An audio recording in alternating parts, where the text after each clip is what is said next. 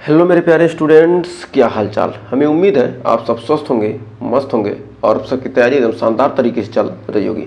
तो स्वागत है वापस से बिहार स्टाफ नर्स के स्पेशल एमसीक्यू सीरीज में। इसमें हम यूपी के साथ साथ बिहार या किसी भी स्टेट में स्टाफ नर्स की या सीएचओ की वैकेंसी आती है तो उन सब के लिए सेशन शानदार होने वाला है। तो लेक्चर नंबर 11 के साथ टॉप 30 क्वेश्चन करने वाले हैं। इन 300 क्वेश्चन के आंसर हमें ज़रूर बताइएगा और कमेंट में लास्ट में बताते रहेंगे तो बताइएगा कितने क्वेश्चन आपके सही हुए, जिससे पता चलेगा कि आपकी तैयारी शानदार चल रही है। तो आइए बढ़ते हैं आगे। स्पेशल एमसीक्यू सीरीज हमारा है। पहला क्वेश्चन कह रहा है, नवजात शिशु को रिसेसिटेशन में सबसे पहले कौन सी क्रिया की जाती है। तो नवजात शिशु की रिसेसिटेशन में सबसे पहले कौन सी क्रिया की जाती है। वायु मार्ग खोला जाता है कि छाती पर दबाव दिया जाता है या दवा दिया जाता है या ऑक्सीजन मास्क लगाया जाता है। तो कह रहा नवजात शिशु की रिसेसिटेशन की क्रिया की जाती है। तो नवजात शिशु में रिसेसिटेशन की क्रिया कब की जाती है, तो कब की जाती है तो हमारा राइट आंसर हो जाएगा ऑप्शन नंबर ए, वायु मार्ग खोलना। रिसेसिटेशन क्रिया में सबसे पहले क्या करते हैं, वायु मार्ग खोलते हैं। श्वसन सुनिश्चित करने हेतु वायु मार्ग क्या कहते हैं, पहले खोला जाता है। नेक्स्ट अगला क्वेश्चन देखिए क्या कर रहा है। कह रहा है टाइफाइड की पुष्टि के लिए कौन सा परीक्षण विशेष होता है। सीबीसी, रेड टेस्ट, ईएसआर या यूरिन कल्चर टेस्ट। तो किसके लिए, टाइफाइड की पुष्टि के लिए कौन सा परीक्षण विशेष होता है। तो टाइफाइड की पुष्टि के लिए सबसे अहम परीक्षण होता है विडल टेस्ट यानी रेड test. Widal test S Typhi के एंटीजन के विरुद्ध क्या करता है, एंटीबॉडी की क्या करता है, जांच करता है। सैल्मोनेला टाइफी, यस टाइफी यानी सैल्मोनेला टाइफी के विरुद्ध क्या के एंटीजन के विरुद्ध क्या करता है, एंटीबॉडी की जांच करता है। इस प्रकार क्या होता है, टाइफाइड की पुष्टि की जाती है। नेक्स्ट अगला क्वेश्चन कर रहा है ट्रेचियोस्टोमी नली की देखभाल में सबसे महत्वपूर्ण पहलू क्या है। नली को बांधना, नमी बनाए रखना, सक्शन करना या पट्टी बदलना। करा ट्रेचियोस्टोमी नली की देखभाल में सबसे महत्वपूर्ण पहलू क्या है। तो सबसे महत्वपूर्ण पहलू है हमारा ऑप्शन नंबर सी, सक्शन करना। श्वसन मार्ग की सफाई के लिए सक्शन आवश्यक होता है। नेक्स्ट अगला क्वेश्चन कर रहा है मरीज को आईसीयू में बेड शोर से बचाने के लिए हर कितनी देर में पोजीशन बदलनी चाहिए। 6 घंटे, 2 घंटे, 12 घंटे, 1 घंटे। तो हमारा राइट आंसर होगा हर 2 घंटे में क्या करना चाहिए, पोजीशन बदलने से क्या होता है, दबाव कम होता है। तो यानी ऑप्शन नंबर बी हो जाएगा राइट। बढ़ते हैं आगे। कर मस्तिष्क में अधिक तरल जमा हो जाने को क्या कहते हैं, हेमोथोरेक्स या हाइड्रोसीफेलस या पेरिकार्डियल इन्फ्यूजन या सेप्सिस। तो कह रहा मस्तिष्क में अधिक तरल जमा हो जाने को क्या कहते हैं। मस्तिष्क में अधिक तरल जमा हो जाने को हम कहते हैं हाइड्रोसीफेलस। हाइड्रोसीफेलस इसमें क्या होता है, सीएसएफ का निर्माण या अवरोध हो जाता है। नेक्स्ट कह रहा ईसीजी में एसटी सेगमेंट एलिवेशन दर्शाता है। ईसीजी में एसटी सेगमेंट एलिवेशन क्या दर्शाता है, myocardial infarction, angina, heart failure या ब्रेडिकार्डिया। तो कह रहा ईसीजी में एसटी सेगमेंट एलिवेशन क्या दर्शाता है। तो छठे का राइट आंसर होगा हमारा ऑप्शन नंबर ए, myocardial infarction. Myocardial infarction ST elevation आमतौर पर एक एक्यूट एमआई को क्या करता है, दर्शाता है। एमआई मतलब क्या, मायोकार्डियल इन्फ्रेक्शन। तो बढ़ते हैं अगले क्वेश्चन की तरफ। तो अगला क्वेश्चन देखिए क्या कर रहा है। अगला क्वेश्चन हमारा कह रहा है प्रसव के बाद सबसे पहला कार्य क्या है, बच्चा देना, गर्भाशय का मसाज, नाल को फेंकना या आईवी ड्रिप लगाना। तो प्रसव के बाद सबसे पहला काम हमारा क्या होता है। तो what is the first nursing action after delivery. प्रसव के बाद पहला कार्य हमारा है गर्भाशय की मसाज। ब्लीडिंग रोकने हेतु गर्भाशय संकुचन क्या है, आवश्यक होता है। नेक्स्ट कह रहा है निम्न में से कौन सी दवा ब्रांको डायलेटर है। कौन सी दवा क्या ब्रांको डायलेटर है, सल्बुटामोल, या फ्यूरोसेमाइड, अम्लोडिपिन या मेटफॉर्मिन। तो कह रहा निम्न में से कौन सी दवा ब्रांकोडायलेटर है। तो हमारा निम्न में से कौन सी दवा ब्रांकोडायलेटर है, तो हमारा ऑप्शन नंबर ए हो जाएगा साल्बुटामोल। यह फेफड़ों को वायु नलिकाएं खोलने में क्या करता है, मदद करता है। अगला क्वेश्चन देखिए क्या कर रहा है। कह रहा है बुखार में शरीर का तापमान नियंत्रित करने वाला केंद्र कहाँ होता है, सेरेब्रम, थैलेमस, हाइपोथैलेमस या सेरेबेलम। तो कह रहा है बुखार को शरीर का तापमान नियंत्रित करने वाला केंद्र कहाँ होता है। तो हमारा 9वें का राइट है ऑप्शन नंबर सी, हाइपोथैलेमस। शरीर के तापमान हाइपोथैलेमस क्या करता है, नियंत्रित करता है। नेक्स्ट अगला क्वेश्चन क्या कर रहा है। कह रहा है निम्न में से कौन सा टीका मरे हुए जीवाणु से बनाया जाता है, बीसीजी, पोलियो, एमएमआर, रोटा। तो कौन सा टीका मरे हुए जीवाणु से बनाया जाता है, कौन सा टीका क्या मरे हुए जीवाणु से बनाया जाता है। तो हमारा हो जाएगा आईपीवी इनएलिवेटेड, यानी पोलियो वैक्सीन जो होती है क्या होती है, आईपीवी इनएक्टिवेटेड वायरस पर क्या है, आधारित होता है। तो बढ़ते हैं आगे। अगला क्वेश्चन कह रहा है हाइपोथायराइडिज्म में सबसे सामान्य संकेत क्या होता है, वजन घटना, त्वरित हृदय गति या ठंड सहन न कर पाना या दस्त। तो कह रहा हाइपोथायराइडिज्म का सबसे सामान्य संकेत होता क्या है, हाइपोथायराइडिज्म का सबसे सामान्य संकेत क्या होता है। तो हमारा ऑप्शन नंबर सी हो जाएगा, ठंड सहन न कर पाना। हाइपोथायराइडिज्म में मेटाबॉलिज्म क्या होता है, धीमा हो जाता है, जिससे ठंड सहन नहीं होती है या ज़्यादा ठंड लगती है। नेक्स्ट कह रहा विटामिन के की कमी से कौन सी समस्या होती है, दृष्टि दोष, रक्तस्राव या त्वचा पर चकत्ते या हड्डी कमजोर। तो कह रहा विटामिन के की कमी से कौन सी समस्या हो सकती है। तो विटामिन के की कमी से रक्त का क्या होता है, थक्का नहीं बनता है, क्योंकि विटामिन के क्या है, रक्त का थक्का जमाने में सहायक होता है, इसलिए क्या होता है, रक्तस्राव होता है, यानी ब्लीडिंग होती है। नेक्स्ट कह रहा DKA diabetic ketoacidosis, diabetic ketoacidosis में क्या परिवर्तन होता है, हाइपोग्लाइसीमिया, कीटोन का न बनना, एल्कलोसिस या कम यूरिन बनना। तो कह रहा DKA डायबिटिक केटोएसिडोसिस में क्या परिवर्तन होता है। तो DKA में डायबिटिक केटोएसिडोसिस में शरीर फैट तोड़कर कीटोन बनाता है। तो इसमें राइट आंसर क्या, कीटोन का न बनना। परिवर्तन क्या होगा, कीटोन का बनना। क्या कहता है, डायबिटिक केटोएसिडोसिस क्या कहता है, शरीर के फैट को तोड़कर क्या कहता है, कीटोन बना देता है। नेक्स्ट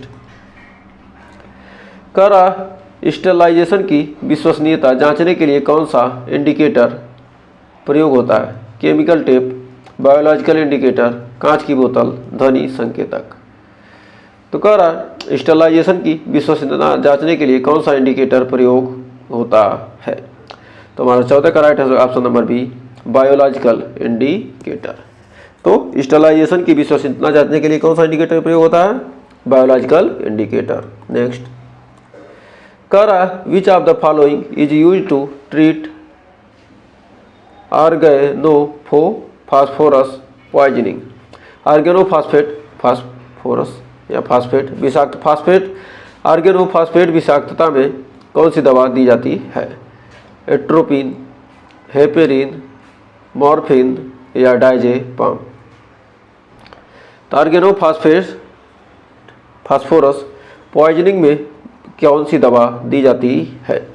तो 15 का right option number A, atropine. Atropine muscarinic प्रभाव को क्या करता है, उलट कर देता है।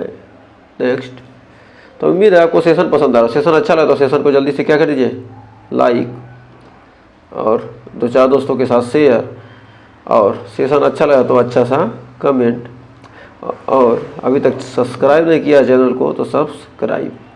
बस इतना काम कीजिए, हम आपको बेहतरीन से बेहतरीन कंटेंट प्रोवाइड करते रहेंगे। कर प्रोलॉन्ग्ड लेबर के लिए कौन सी स्थिति उत्तरदायी है, हाइड्रोसेफेलस या ट्रांसवर्स लाई या नाल आगे होना या यूटेराइन रप्चर। कह रहा प्रोलॉग लेबर में कौन सी स्थिति उत्तरदायी है। प्रोलॉग लेबर में के लिए कौन सी स्थिति उत्तरदायी है, तो हमारा हो जाएगा ट्रांसवर्स लाइन। भ्रूण का ट्रांसवर्स स्थिति में होना सामान्य प्रसव को क्या करता है, रोकता है। नेक्स्ट अगला क्वेश्चन क्या कर रहा है मस्तिष्क में दबाव बढ़ने पर का सबसे प्रारंभिक लक्षण कौन सा है। रक्तचाप गिरना, उल्टी, चेतना में बदलाव या दौरे। तो कह रहा मस्तिष्क में दबाव बढ़ने का सबसे प्रारंभिक लक्षण कौन सा है। तो हमारा 17 का राइट आंसर होगा ऑप्शन नंबर सी, चेतना में बदलाव। चेतना में बदलाव सबसे पहले दिखाई देता है। 18 कह रहा सिस्टोलिक और डायस्टोलिक के बीच का अंतर दर्शाता है। Cardiac output, pulse pressure, oxygen saturation, ventricular function. तो कह रहा सिस्टोलिक और डायस्टोलिक के बीच का अंतर दर्शाता है। तो हमारा 18 का right answer option number B, pulse pressure. यह हृदय की स्थिति का क्या करता है, माप करता है। नेक्स्ट 19वां क्वेश्चन कह रहा है निम्न में से कौन सी शेड्यूल एच की दवा है। टेट्रासाइक्लिन, आयरन सिरप, मल्टीविटामिन या ORS। तो कह रहा कौन सी दवा जो है निम्न में से कौन सी दवा शेड्यूल एच की दवा है। शेड्यूल एच की दवाएं डॉक्टर की पर्ची पर ही मिलती हैं, तो यानी ऑप्शन नंबर ए हो जाएगा टेट्रासाइक्लिन। नेक्स्ट अगला क्वेश्चन कह रहा है जिगर सिरोसिस में किस लैब वैल्यू की वृद्धि होती है। ALP, TSH, क्रिएटिनिन या बिल्बुरिन। तो कह रहा जिगर सिरोसिस में किस लैब वैल्यू में वृद्धि होती है। तो हमारा राइट आंसर होगा ऑप्शन नंबर डी, बिल्बुरिन। बिल्बुरिन स्तर बढ़ जाता है क्योंकि यकृत विषैले पदार्थों को नहीं तोड़ पाता है। अगला क्वेश्चन देखिए क्या कर रहा है। कह रहा है निम्न में से कौन सी किडनी की कार्य क्षमता का सबसे अच्छा संकेतक है। सीरम क्रिएटिनिन या रक्त urea nitrogen, blood urea nitrogen या यूराइन आउटपुट मूत्र उत्सर्जन या glomerular filtration rate. Glomerular filtration rate. तो राइट आंसर हमारा क्या हो जाएगा, निम्न में से कौन सी किडनी की कार्य क्षमता का सबसे अच्छा संकेतक है। तो हमारा 21 का राइट आंसर होगा option number D, GFR। GFR क्या करता है, किडनी की फिल्ट्रेशन क्षमता को क्या करता है, सही दर्शाता है। तो बढ़ते हैं अगले क्वेश्चन की तरफ। तो देखिए 22वां क्वेश्चन क्या कर रहा है। कह रहा है अस्पताल में होने वाले निमोनिया के लिए आमतौर पर कौन सा सूक्ष्मजीव जिम्मेदार होता है। स्ट्रेप्टोकोकस निमोनिया, सूडोमोनास एरुजिनोसा या हीमोफिलस इन्फ्लुएंजा या माइकोप्लाज्मा न्यूमोनिया। तो अस्पताल में होने वाले निमोनिया के लिए आमतौर पर कौन सा सूक्ष्मजीव जिम्मेदार होता है। तो हमारा 22 का राइट आंसर होगा option number B, pseudomonas aeruginosa. Pseudomonas क्या कहता है, अस्पताल में नम वातावरण में क्या होता है, तेजी से बढ़ता है। नेक्स्ट गर्भावस्था के दौरान RH असंगत की जांच के लिए कौन सा परीक्षण किया जाता है। क्रूम्स परीक्षण या VDRL टेस्ट या मैंटॉक्स टेस्ट या ट्रिपल मार्कर टेस्ट। तो कह रहा है गर्भावस्था के दौरान RH असंगत की जांच के लिए कौन सा परीक्षण किया जाता है। तो हमारा 23 का राइट आंसर होगा option number A, Coombs test. Coombs परीक्षण। जो कोम्स टेस्ट होता है यह भ्रूण की RBC के खिलाफ एंटीबॉडी की पहचान करता है। तो बढ़ते हैं 24वें क्वेश्चन की तरफ। तो देखिए 24वां क्वेश्चन हमारा क्या कर रहा है। कह रहा है हाइपोक्सिया का विलंबित लक्षण क्या है। चिंता, हृदय गति बढ़ना, नीलिमा या बेचैनी। तो कह रहा हाइपोक्सिया का विलंबित लक्षण क्या है। हाइपोक्सिया का विलंबित लक्षण है ऑप्शन नंबर सी, साइनोसिस यानी नीलिमा। ऑक्सीजन की कमी से त्वचा क्या होती है, नीली हो जाती है। तो बढ़ते हैं अगले क्वेश्चन की तरफ। तो अगला क्वेश्चन कह रहा है शरीर में आयरन के अवशोषण को कौन सा विटामिन बढ़ाता है? Vitamin A, vitamin B12, vitamin C या विटामिन डी? तो कह रहा है शरीर में आयरन के अवशोषण को कौन सा विटामिन बढ़ाता है? तो हमारा 25 का राइट आंसर हो जाएगा option number C, vitamin C. Vitamin C iron को अवशोषण योग्य रूप में बदलता है। नेक्स्ट अगला क्वेश्चन कह रहा है लंबर पंक्चर के बाद कौन सी स्थिति सर्वोत्तम मानी जाती है? सिर ऊंचा करके लेटना, पेट के बल पार्श्व स्थिति, पीठ के बल सीधा लेटना। तो कह रहा लंबर पंक्चर के बाद कौन सी स्थिति सर्वोत्तम मानी जाती है? तो हमारा 26 का राइट आंसर रहेगा ऑप्शन नंबर डी, पीठ के बल सीधा लेटना।